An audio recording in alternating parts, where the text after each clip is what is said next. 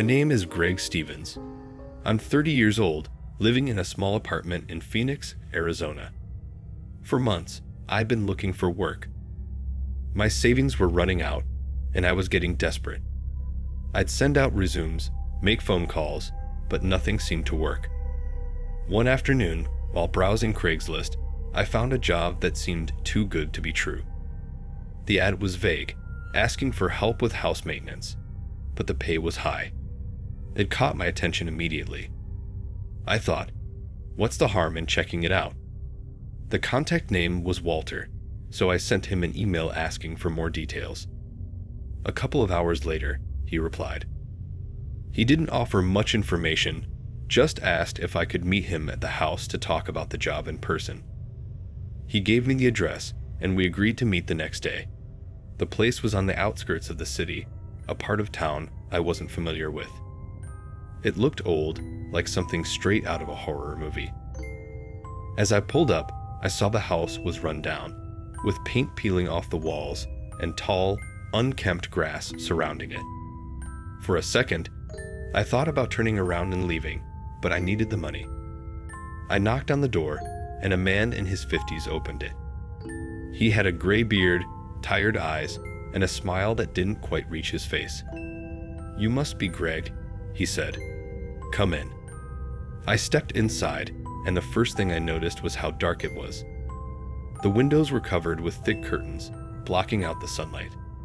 The air felt heavy, like something was wrong. But I told myself it was just an old house. Walter locked the door behind me, the sound of the deadbolt sliding into place making my heart race. My stomach dropped a little, but I tried to stay calm. I wasn't in danger, right? It's just an old man with a weird house. I'd reminded myself I needed this job. So, about the job, I began, trying to break the silence. Walter looked at me, his smile gone. He motioned for me to sit down in the kitchen. I reluctantly took a seat, my eyes scanning the room. The walls were bare, except for a few old pictures of what looked like family members. But there was something else too. The smell. It was faint but noticeable. A metallic scent mixed with something rotting. "The job's not exactly what I put in the ad," Walter said, his voice low. "I need someone for a special task." My heart started beating faster. "What kind of task?" I asked, my voice shaky. Walter leaned forward, his face close to mine. "I need help disposing of some things." "What kind of things?" I asked, feeling more uneasy by the second. His eyes locked on mine, and then he said it. "Bodies." I froze. My mind was screaming at me to get out, but my body wouldn't move. I couldn't believe what I was hearing. "I didn't know what else to do," he continued, like he was explaining a minor inconvenience.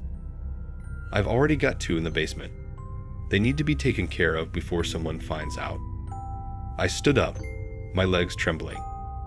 I can't help you with that," I stammered, trying to sound brave. "I'm leaving." Walter stood too, blocking the door. "You're not going anywhere, Greg." I panicked, my eyes darting around the room for an escape. The windows were nailed shut, and Walter was between me and the only exit. I took a step back, my mind racing. "Don't make this harder than it has to be," he said, his voice calm but cold. I saw a small window above the sink, the only way out. Without thinking, I grabbed a kitchen chair and hurled it at the window. The glass shattered, and I didn't hesitate. I scrambled through the jagged frame, ignoring the cuts on my arms and hands. I hit the ground running, my heart pounding in my chest. Behind me, I could hear Walter yelling, but I didn't stop. I ran through the overgrown yard and out onto the empty street, not looking back. A week later, I heard on the news that the house had burned down. The police found no sign of Walter, and the basement was reduced to ashes. No bodies were ever found.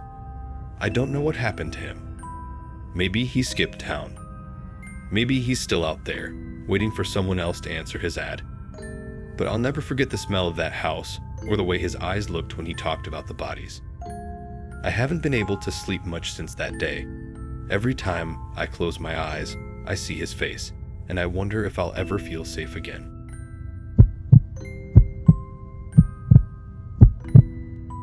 My name is Megan Dawson, and I'm 27 years old. A couple of months ago, I was looking for a new camera to use for my photography hobby. I didn't have a big budget, so I started checking Craigslist. That's when I came across a listing that seemed too good to be true. A high-end camera at half the price. I thought it was my lucky day. The seller's name was Steven, an older man in his late 50s. He was polite and responded quickly to my messages. He said he had upgraded his equipment and didn't need the camera anymore. He invited me to come over and test it out before buying. I was a bit hesitant about meeting someone from Craigslist, but his messages seemed so friendly and genuine that I decided to go. The address he gave me was in a quiet neighborhood, about 30 minutes from where I lived. When I pulled up to his house, it looked normal enough, an average suburban home with a well-kept yard. I knocked on the door, and Steven greeted me with a smile. He was a bit gruff-looking, but nothing out of the ordinary. He welcomed me inside and led me to the living room where the camera was laid out on the coffee table. At first, everything seemed fine. He showed me the camera, and I started checking it out. It was in great condition, just like he had described. But then, Steven said something strange. He told me the lighting in the living room wasn't the best and suggested we go into a back room to test the camera properly. He said the light was perfect back there for photography. I didn't think much of it at first, but the moment I stepped into the back room, I knew something was off. The room was dimly lit by a single lamp, casting long shadows on the walls. It wasn't just the light that gave me chills, though. It was what I saw on the walls. Photos.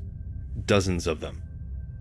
All of women, bound and gagged, their faces frozen in fear. Some of them were crying, others had terror etched into their expressions. My stomach dropped.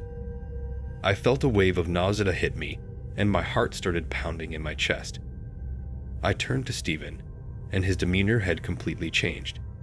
He wasn't smiling anymore. His face was cold, emotionless. Before I could say anything, he stepped back and locked the door behind him. I was trapped. Panic set in. I knew I needed to get out of there, but I couldn't think straight. I just kept staring at those horrific pictures, wondering how many of those women had been in the same position I was in right now. Steven started talking again, but this time his voice was low, almost a whisper. He told me he had been photographing women for years. "You'll look great in my next shot," he said, stepping closer. My legs felt like jelly, but I knew I had to move. I needed to get out of that room before it was too late. Just as Steven reached for something in his pocket, probably a camera or worse, I heard a knock at the front door. Another Craigslist buyer had arrived. Steven froze, his head snapping toward the door. The knock came again, louder this time. In that split second, I saw my chance. I bolted for the door, yanking at the handle until it finally clicked open. I ran as fast as I could down the hallway, my heart pounding in my ears. I didn't stop to look back. I just sprinted toward the front door, flinging it open as the other buyer stood there, confused. I ran past him, not even stopping to explain. I jumped into my car, started the engine, and sped away, my hands shaking on the steering wheel. Tears streamed down my face, but I didn't slow down until I was far from that house. When I got home, I called the police and reported what had happened. They investigated, but by the time they arrived, Steven and the disturbing photos were gone. They found nothing that could link him to any crimes. It was as if he had vanished. I never heard from Steven again, but I've stayed off Craigslist since. Sometimes, I still think about those photos and wonder how many more women had walked into that room and never made it out. I was one of the lucky ones, but I'll never forget the look in Steven's eyes, or the way he said those chilling words. "You'll look great in my next shot." It still haunts me to this day.